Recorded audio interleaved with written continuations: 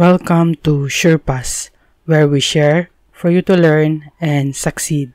In this video, we will be discussing Anti-Fencing Law or PD 1612. Anti-Fencing Law or PD 1612. The Anti-Fencing Law of 1979 or Presidential Decree number 1612 is a special penal statute in the Philippines designed to combat the widespread practice of fencing or buying, receiving, possessing, or trading stolen property. It makes fencing a criminal offense and assigns penalties separate from those imposed for theft or robbery. Discuss muna natin kung sino ang liable sa batas na ito o sino yung mga tinatawag nating fence or fences. Fence includes any person, firm, association, corporation or partnership or other organization who or which commits the act of fencing. Sa madaling salita, anumang individual o grupo na sangkot sa pagbili, pagtatago o pagbebenta ng mga nakaw na gamit ay tinuturing na fence. Hindi lang po tao, pati firm, asosasyon, korporasyon, at partnership. Sa cases po ng firm, association, corporation, or partnership, or other organization, sino po ang mananagot o ikukulong kung sakaling na-violate nila ang batas na ito? If the fence is a corporation, partnership, firm, or association, the president or the manager or any officer thereof who knows or should have known the commission of the offense shall be liable. Anong ginawa ng mga ito? Itong tao na to, firm, asosasyon, korporasyon, or partnership, or other organization para masabi silang fence. Ang ginawa nila ay fencing. So ano ang fencing? Fencing is the act of any person who, with intent to gain for himself or for another, shall buy, receive, possess, keep, acquire, conceal, sell or dispose of, or shall buy and sell or in any other manner deal in any article, item, object, or anything of value which he knows or should be known to him to have been derived from the proceeds of the crime of robbery or theft. Sa madaling salita, fencing ang tawag sa paggamit, pagbili, o pagbenta ng mga bagay na alam mong nakaw o galing sa krimen ng robbery or theft. Based doon sa definition ng fencing, may 4 itong elements. First, a crime of robbery or theft has been committed. The terms theft and robbery are used as generic terms to refer to any unlawful taking. Kailangan bang may managot muna sa robbery or theft bago mahatulan ang fence? Ang sagot ay hindi. To prosecute the crime of fencing, there is no need to prove that one is guilty of theft or robbery. Conviction of the principal in the crime of theft or robbery is not necessary for an accused to be found guilty of the crime of fencing, as long as alam natin o may proof na may nangyaring pagnanakaw or unlawful taking.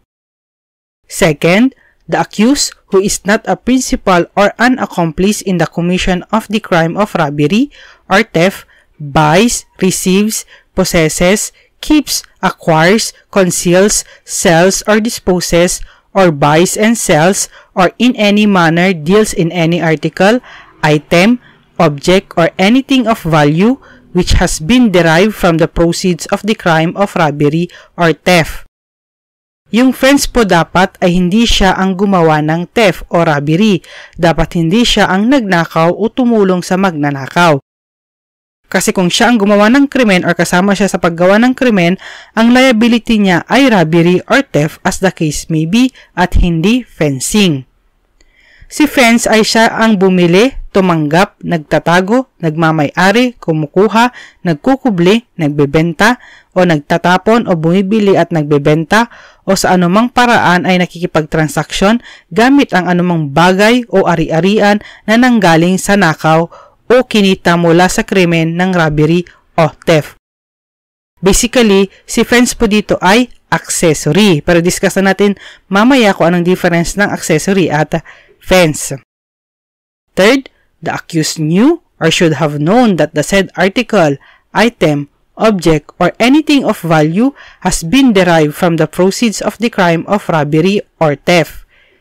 Sa madaling salita, may kaalaman siya o may sapat na dahilan para malaman na nakaw ang bagay na iyon, ngunit tinanggap, binili, itinago o binenta pa rin niya despite knowing o may alam siyang nakaw yung bagay na iyon.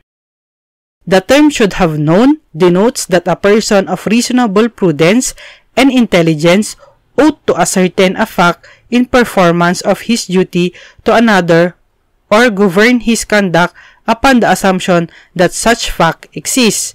Ang isang taong may sapat na pag-iisip at matinong paghatol ay dapat alam, tukuyin o alamin ang isang bagay ay galing sa nakaw.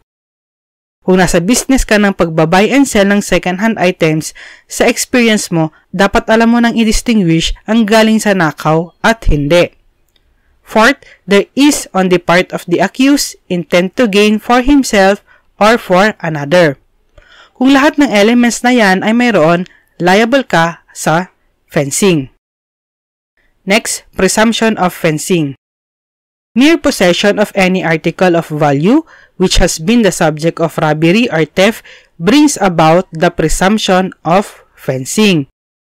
Hindi required na dapat alam mong nakaw yung bagay na yon, basta may hawak kang nakaw na bagay, ipinagpapalagay ng batas natin na nakumit mo ang fencing or isa kang fence.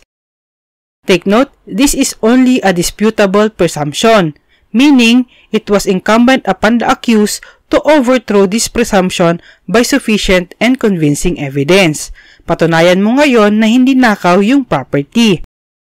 Paano kung di mo talaga alam na nakaw yon? Enough na ba yon na defense? Ang sagot ay hindi. Fencing is a malum prohibitum. Since malum prohibitum siya or mala prohibita, good faith is not a defense. Paano kung parts lang ang nabili mo? Let's say ang ninakaw ay sasakyan, tapos yung nagnakaw, dinesmantle niya, so binenta niya yung parts sa'yo. Pag binili mo ba, liable ka sa fencing? The answer is yes. In the case of Raymond Masil versus People of the Philippines, GR number 241837, January 5, 2022, the Supreme Court convicted Raymond of the crime of fencing kahit spare parts lang ang nasa possession niya. Given this presumption, how does a legitimate businessman protect himself and his customers? Under the law, all stores, establishments, or entities dealing in the buy and sell of any good, article, item, object of anything of value obtained from an unlicensed dealer or supplier thereof shall secure the necessary clearance or permit from the station commander of the police authority in the town or city where such store, establishment, or entity is located before offering the same for sale to the public. Based sa batas, kailan required na kumuha ng clearance or permit? First, that the person, store, establishment, or entity is in the business of buying and selling of any good, articles, item, object, or anything of value. So kung hindi ka nagba-buy and sell or wala kang negosyo na ganon, hindi ka required kumuha ng permit. Second, that such thing of value was obtained from an unlicensed dealer or supplier. Sino tong mga unlicensed dealer or supplier? Unlicensed dealer or supplier refer to any persons, partnership, firm, corporation, association, or any other entity or establishment not licensed by the government to engage in the business of dealing in or of supplying the articles. Meaning, hindi po sila rehistradong business person or businessman. Third, that such thing of value is to be offered for sale to the public. So, kahit bumibili ka, kung hindi mo naman ibibenta, hindi pa rin required na kumuha ka ng permit or clearance. So, kung bibili ka ng second hand, make sure na hindi galing yon sa nakaw. At kung sa mga store naman na alam mong second hand, para makasigurado ka, tignan mo kung may permit or clearance sila. Ano ang effect kung walang clearance or permit? Any person who fails to secure the clearance or permit required or who violates any of the provision of the rules and regulations promulgated shall upon conviction be punished as offense. So, fence din po sila kung wala silang permit or clearance. Ano naman ang penalty kapag nahatulan ka ng fencing? Yung penalty is depende sa amount ng property na ninakaw or binebentang galing nakaw. If the value of the property involved is more than 12,000 pesos but not exceeding 22,000 pesos, the penalty is prison mayor. If the value of the property involved exceeds 20,000 pesos, the penalty is prison mayor imposed in its maximum period, adding 1 year for each additional 10,000 pesos.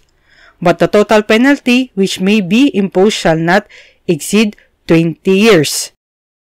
If the value of the property robbed or stolen is more than 6,000 pesos but not exceeding 12,000 pesos, the penalty is prison correctional in its medium and maximum periods.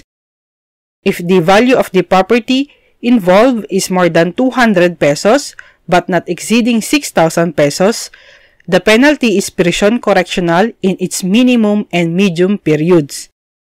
If the value of the property involved is over 50 pesos but not exceeding 200 pesos, the penalty is arresto mayor in its medium period to prison correctional in its minimum period.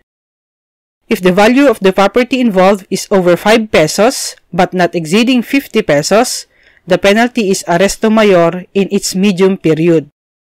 If the value of the property involved does not exceed 5 pesos, the penalty is arresto mayor in its minimum period.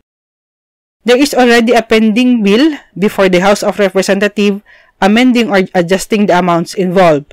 Dapat lang po nabaguhin kasi yung amounts na yan ay noong 1979 pa. Anong pinagkaiba ngayon ng fencing sa accessory? Fencing is limited to theft and robbery, while accessory is broader in scope. Fencing is a principal crime in itself, while in accessory it is necessary to prove that the principal committed the crime. Hence, before an accessory could be held liable, the principal must have been convicted first of the crime charge unless it falls under the enumerated exceptions. So, ang isang fence or isang tao na nagbenta ng nakaw, pwede siyang accessory sa crime, pwede rin siyang principal sa fencing.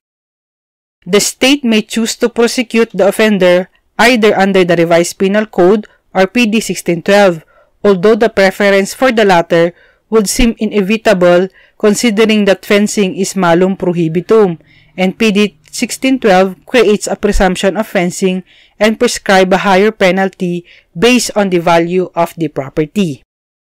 Thank you for watching. If you like this video, don't forget to share it and to subscribe.